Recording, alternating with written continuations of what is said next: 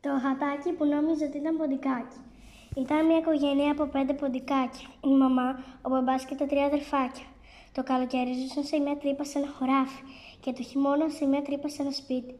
Ήταν πάντοτε προσεκτικά και κανένα κακό δεν τους είχε τύχει. Το πιο μεγάλο από τα 3 αδερφάκια το έλεγαν Λέστερ.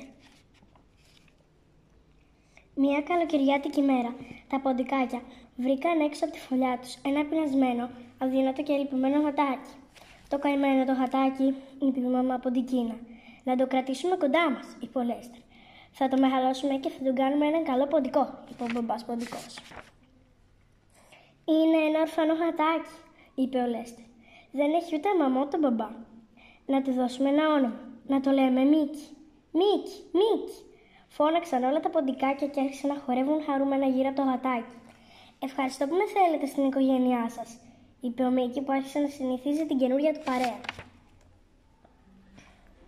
Ο Μίκι γυμναζόταν κάθε μέρα στη νέα του ζωή με τα ποντικάκια. Ο πατέρας ποντικός του έθιξε μια μέρα από μακριά κάτι γάτες και σκυλιά και του είπε: Μην πλησιάζεις ποτέ σου σε τέτοια ζώα. Μακριά επίσης και από τους ανθρώπους. Σε κοροϊδεύουν και σε πιάνουν μέσα σε παγίδες.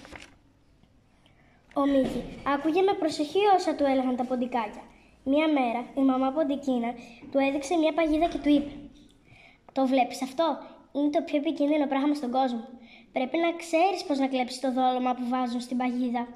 Αν αποτύχεις θα μείνεις μέσα. Ο Μίκι δεν έμαθε να κλέβει από παγίδες. Ήταν όμως πολύ χρήσιμο σε άλλες δουλειές. Απασχολούσε τη μαύρη γάτα του γειτονικού σπιτιού και έτσι τα ποντικάκια έβρισκαν ευκαιρία να κλέβουν πολλά πράγματα. Ο Μίκι ποτέ δεν εμφανιζόταν μπροστά στη μαύρη γάτα. Νιαούριζε από μακριά και την έκανε να ψάχνει, όλο να ψάχνει χωρίς να μπορεί να τον βρει.